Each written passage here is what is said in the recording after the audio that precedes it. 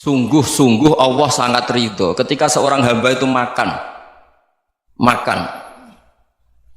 ketika sesuap nasi dia muji Allah, ketika minum seteguk nasi dia muji Allah. Itu kalau orang diridhoni Allah itu wali betul. Itu untuk jadi wali itu gampang. Kamu makan ridho, kamu nginjak buminya Allah ridho seneng, kamu hidup keseharian aman seneng. Nah ini supaya sampean kita semua ngaji betapa panduan Rasulullah untuk menggapai ridho Allah itu banyak yang keseharian sekali. Saking kesehariannya banyak dalam hadis dan itu sahih. Nabi menyebut hal-hal yang keseharian. Hatta ma tas'alu fi fimra'atika. Kamu punya uang kemudian istri kamu bisa makan itu ibadah.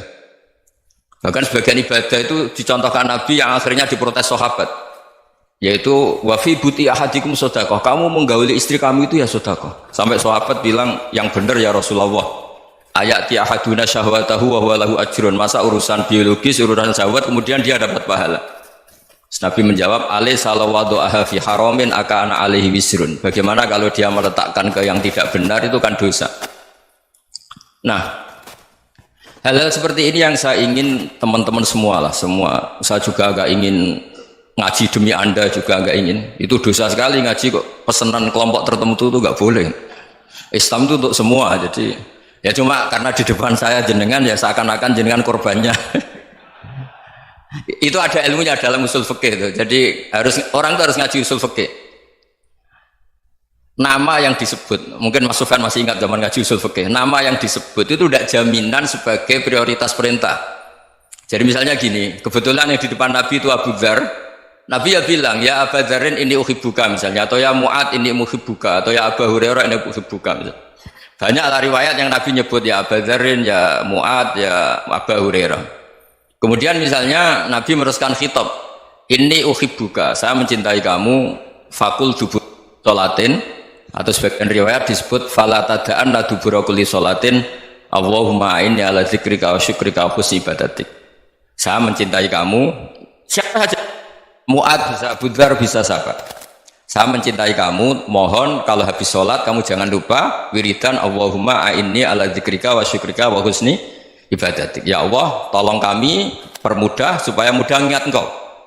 Anda tidak bisa mentang-mentang, wong nama saya Parmin, nama saya Purnomo, itu yang diperintahkan Mu'ad misalnya. Jadi yang disebut satu, tapi khitab itu untuk siapa saja. Saya teruskan ya. Jadi saya mohon semua kita melakukan kebaikan itu kalau dalam kaidah fikih disebut al yakin la yuzalu bisyak. Banyak kebaikan yang kebenarannya itu 100%. Tidak punya efek samping ke pihak lain, ke kelompok lain, ke komunitas lain. Itu tadi misalnya Anda makan dan itu murah sekali, hanya butuh satu piring. Setiap punyaan kamu muji Allah, setiap minum kamu muji Allah. Itu redaksinya Rasulullah SAW disebut Allah sangat ridho ketika seorang hamba makan, kemudian dia memuji Allah, atau minum kemudian dia muji Allah. Logikanya gampang, negara seperti ini yang kamu harapkan bentuknya kayak apa, mertua, ipar, komunitas, tetangga, itu nyata terjadi itu kan belum pasti. Sementara yang mesti terjadi adalah kamu butuh makan, kalau tidak mati. Butuh minum, kalau tidak mati. Butuh bumi yang nyaman ditempati, kalau tidak kita juga mati. Sebab itu Allah kalau menyebut nikmatnya itu hal-hal yang keseharian. Alladzi at'amahum min ju'. Allah itu siapa? Allah itu yang menciptakan kamu bisa makan. Tidak berlebihan. Allah itu yang menciptakan kondisi sosial itu ideal. Zaman Nabi itu ya ada orang munafik. Orang-orang pilihan Allah itu juga diuji orang sekelilingnya yang macam-macam. Semua diuji sesuai konteks zaman dan waktu. Nah, tapi ada ibadah-ibadah yang selalu disarankan Nabi. Sampai Nabi itu pernah ditanya, ayul islami khairun ya Rasulullah, Islam terbaik itu gimana? Jawaban Nabi itu unik. It'amut to'am. Islam terbaik itu ya makan-makan, yang santai-santai. Ketika Allah menyebut beberapa kebaikan, falak tahamal aqobah, wa ma adrokan Allah mal aqobah. Terusannya apa? Fakku rokobah. Terusannya apa? Au it'amun fiyaumin di masubah. Ya itu acara makan-makan itu juga Islam. Kenapa? Ya bayangkan kalau tidak ada makanan, kita mati kan? Kondisi sosial tidak ideal itu Anda masih gak apa-apa. Tapi kalau Anda tidak makan, Anda tidak minum, Kamu punya istri cerewet masih bisa hidup, punya mertua cerewet masih bisa hidup. Tapi kalau tidak makan bisa mati. Berarti penting mana istri sama makan? Penting mana? Makan. Semoga istri Anda dengar. Nanti kamu disuruh makan tapi pulang deh. Itu kalau dibahasakan makan masih memahami. Penting mana nasi satu piring dengan istri. Nggak ada nasi mati, nggak ada istri belum mati. Penting mana? Gak berani jawab kan? Nah, ternyata Anda ada garang kan di depan istri. Jadi saya mohonlah, mungkin Mas Sufyan Sauri tadi yang bisa bantulah teman-teman tuh ngaji yang keseharian saja. Karena kita nyari ridha Allah itu berdasar firman Allah, dan firman Allah itu menyebut keseharian tuh riang gampang. Yaitu tadi misalnya wa min ayatihi manamukum bil laili wan nahar. Termasuk ayat-ayat Allah itu kamu tidur. Maka dulu itu ada guyonan, ada tokoh Mu'tazilah, kelompok dalam Islam yang berpikir manusia itu bisa menentukan ikhtiarnya sendiri. Karena saya bisa duduk, ingin berdiri, berdiri.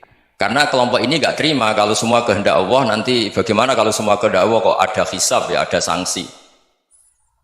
Lucunya itu dia akhirnya, ini cerita ya, mencintai seorang perempuan cantik sekali. Dan itu dia menjadi ahli sunnah itu oleh hal-hal yang sepele. Karena istrinya cantik, ya namanya suami istri hubungan intim. Terus ditanya, Mas, masih ingin lagi? Masih. Silahkan diulang lagi. Wah ya tidak bisa. Katanya manusia bisa menentukan yang diinginkan. Itu tobat itu. Itu nggak bisa ditobatkan Mas Sufyan Ats-Tsauri. Orang cantik yang mudah nobatkan orang itu orang cantik. Segampang itu. Akhirnya kita tahu, makanya kalau dalam kitab Hikam itu disebut al-aqil mayyakul madza yaf'alu wa hubi wal ghafil mayyakul madza af'al. Orang yang punya akal karena sadar ini wilayah Allah, semua milik Tuhan. Itu dia tiap hari berpikir, besok Allah akan melakukan apa terhadap dunia ini. Kamu merencanakan suatu mau plesir, ternyata gempa. Mau wisata ke Rusia, ternyata perang. Kamu tidak pernah tahu apa yang akan terjadi besok. Wa ma tadri nafsum madza taksibu ghadan. Tapi anda semua kita ini sering punya jadwal permanen. Makanya saya kalau diundang siapa saja, sana takdir. Yang jelas Gus ini acara penting. Ya masih acara penting nak pangeran ngersakno piye? Kok ape dadi pangeran? Kamu kok mau jadi Tuhan? Itu kadang ya kiai. Penting Gus acara ini jenengan harus memastikan bisa. Loh kamu itu yang ngajarin tauhid, sesuatu itu biadillah kok bilang-bilang apa pasti. Kalau maksa terus tak tobatkan loh kamu kata saya itu. Ya kalau gitu Gus bilang insya Allah. Wah itu hati saya, fisik saya, roh saya sudah bilang insya Allah. Tidak usah kamu latih kata saya. Nah hal-hal tauhid keseharian itu gampang sebetulnya. Wal ghafil yaqulu madza af'al. Tapi orang yang lupa Allah dia setiap hari bilang besok apa? Kita bisa melakukan apa? Seakan-akan dia itu aktor, dia penting, dia subjek permanen, dia. Padahal kita ini hanya objek kehendak Allah Subhanahu wa taala. Karena kita yakin sesuatu yang terjadi di alam raya ini kita tidak bisa apa-apa. Makanya saya sering ngaji, sering bilang saya, ketika Anda mensifati Allah, Dia yang menghidupkan. Sudah itu tanamkan sehingga ketika kita mati santai saja. Kenapa santai? Allah punya cara menghidupkan kita. Zaman kita hidup juga gak tahu caranya ngelola jantung, ngelola paru-paru. Kamu juga gak tahu ngelola oksigen yang tidak beracun, tidak mengandung polusi. Tahu-tahu hidup. Gak ingin tua ya tahu-tahu tua, gak ingin mati tahu-tahu mati. Selama ini kita hidup juga gak tahu apa-apa sebetulnya. Hanya gaya tok, punya jadwal, punya planning. Kalau kamu bisa menentukan pilihan Anda, pasti Anda istrinya cantik, 4 neriman semua, qanaah semua. Nyatanya enggak kan? Ada 1 jelek, cerewet. Oh, itu kan. Nyatanya enggak bisa apa-apa Anda kan? Dan kamu bawa mati lagi. Itu kan. Istri Anda juga gitu, punya keinginan, punya suami yang ganteng, yang jabat, yang neriman, yang enggak poligami. Ya enggak kesampaian juga. Kalau kita ngitung tingkat kegagalan kita itu gagal terus. Ya kan? Nah, terus ingat Allah, madza yaf'alu wa bi. Orang yang punya akal selalu berpikir Allah itu menghendaki apa terhadap saya. Lalu sama-sama orang melihat orang yang serius, itu kata Anda itu pemikir berat, serius, senang punya tokoh yang merengut karena kamu anggap serius. Tapi sebagian orang anggap orang yang serius itu wong merengut, wong masam, wong muka kok ditekuk. Jadi sama Itu hati ya muqallibal qulub tsabbit qalbi ala dini, karena kita nggak tahu cara berpikir kita tentang orang lain, tentang sekeliling kita. Misalnya kita orang baik yang jenis ngrumat fakir miskin, ada orang bangun masjid mewah itu janggal. Apa artinya masjid mewah kalau banyak orang kelaparan? Tapi kalau yang jenis pendidikan, apa artinya masjid mewah kalau tidak bisa ngaji? Nanti yang jenis infrastruktur, apa artinya ini kalau semuanya punya sudut pandang yang berbeda-beda. Dan Islam mengapresiasi semua kebaikan. Tapi katakan semua kebaikan itu adalah kehendak Allah Subhanahu wa taala. Karena apapun baik Anda itu pakai fasilitas yang diberikan oleh Allah Subhanahu wa taala. Sehingga ini yang disebut qulillah tsummadarhum fi khawdihim yal'abun. Ya, kembali tadi ke tema-tema bahwa keseharian Anda ini sudah Islami. Saat Anda tidak bisa melakukan apa saja. Saya sering ada jenazah, biasanya kalau tetangga meninggal saya sering disuruh ngelepas. Saya bilang orang ini baik karena sering ngelamun di rumah, sering nganggur di rumah. Ditanya sama anaknya, kenapa Gus nganggur baik? Ya kalau dia nganggur artinya juga agak berbuat sesuatu yang maksiat kan? Ya kan? Orang nganggur di rumahnya ya tidak bunuh orang, tidak maling, tidak korupsi, ya namanya nganggur di rumah. Lah cuma istri cara pandang nganggur gak menghasilkan uang itu. Tapi juga gak menghasilkan kriminal kan? Jadi sebenarnya Islam itu cara, makanya kalau sampai ngaji usul fikih itu ada kitab usul fikih namanya Lubul Usul, itu terkenal sekali di pesantren itu. Itu kalau ngapresiasi keseharian itu luar biasa. Isma min mubahin illa wa yatahaqqaqu bihi tarku haramimma. Karena keseharian yang mubah saat Anda lakukan itu ada kehebatan yang luar biasa, yaitu meninggalkan haram. Makanya dulu banyak orang-orang alim ketemu temannya itu guyon sampai semalaman. Itu biasanya yang semangat Islam itu, kiai kok tidak tahajud, kiai kok tidak witir. Orang yang sedang mapan uangnya banyak, malam itu tidak kelayaban itu sudah luar biasa. Melawan nafsu supaya tidak maksiat itu sudah luar biasa. Supaya lupa guyon sama temannya semalaman sampai subuh. Gejlok-gejlokan ngenang zaman miskin, zaman kuliah nggak jelas, zaman apa. Melihatnya jangan tarkut tahajud. Seperti ini meninggalkan tahajud, tapi meninggalkannya ini talkul muharramat. Jadi kayak apa hebatnya? Sehingga Imam Ghazali punya riwayat yang agak unik. Hatta takuna ibadatu akhiri hadil ummah iku an-naum. Sehingga suatu saat ibadah terbaik umat ini itu tidur. Itu kan riwayat kontroversi. Ketika Imam Ghazali saja, kenapa iya? Kenapa kamu mulai keluar dari rumah itu sudah banyak maksiat, melihat perempuan yang enggak mahram, melihat fenomena. Tapi kalau kamu tidur itu enggak melihat apa-apa. Tapi juga kamu jangan menganggap tidur itu ibadah betul. Saatnya melakukan fardhu ain malah masih tidur. Tapi itu sudut pandang yang menjadikan kita Islam itu gampang. Jadi saat Anda tidak bisa aktivitas apa-apa, misalnya ada beberapa orang yang lumpuh. Lumpuh itu memang nggak bisa Jumatan, nggak bisa ibadah, tapi dia juga nggak bisa maksiat. Tidur itu memang Anda saat itu tidak bisa tahajud, tidak bisa witir, tapi saat itu ada zina, ada maling, tidak gosipkan orang, tidak bully orang, tidak menanamkan kebencian, tidak hasud. Sehingga tidur menurut Allah Ta'ala wa min ayatihi manamukum billaili apa? Wan-nahar. Karena di tidur itu selain ada unsur istirahat, jaga stamina, juga ada unsur meninggalkan beberapa keburukan. Nah, saya mohon ibadah yang keseharian ini kita jaga. Supaya kita semua baca ayat itu fasih. Fasih itu tertanam di hati. Allah itu siapa? Alladzi at'amahum min ju'i wa amanahum min khauf. Dan Allah kalau cerita di Quran itu anna sababnal ma'a sabba tsumma syaqaqnal ardha wa syaqqa fa ambatna fiha habba wa inaba wa qadba wa zaituna wa nakhla wa hada'iqa hulba. Kamu tahu saya ini siapa, kata Allah?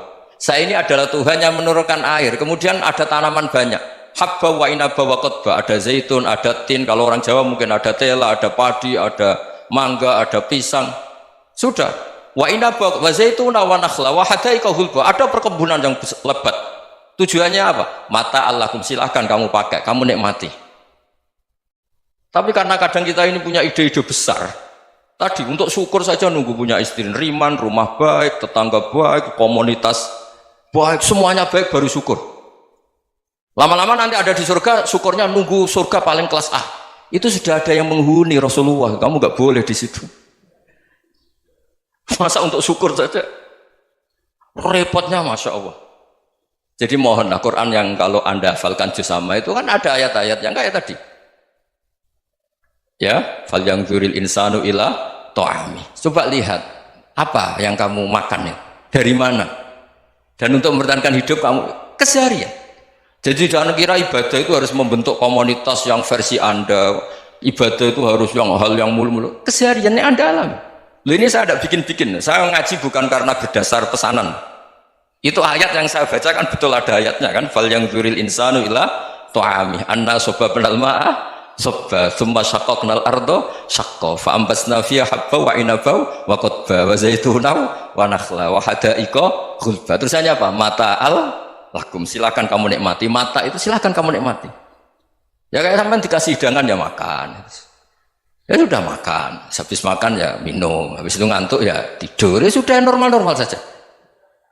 Kayak apa indahnya Islam. Tapi Anda mencari Islam yang gimana lagi? Nah itu yang diajarkan guru-guru kita, diajarkan sanad kita sampai Wali Songo, sampai Rasulullah SAW. Bahwa pada akhirnya ada jihad, ada perang. Itu dulu memang perang, bukan membunuh. Beda. Dulu kita dijajah Belanda ya perang, dan itu normal karena kita dijajah. Jadi ketika orang lain ingin baik sama kita, wa in ahadum minal musyrikin astajaruka ya fajirhu hatta yasma'a kalam Allah. Kalau mereka ingin baik ya kita baik. Makanya ada istilah musta'man, mu'ahad. Kalau mereka ingin damai, berdampingan dengan kemajmukan ya itu yang lebih baik. Karena memang Islam menghormati proses perdamaian. Wa in janahu lis-salmi ya fajnah lah. Kalau ingin damai ya kita harus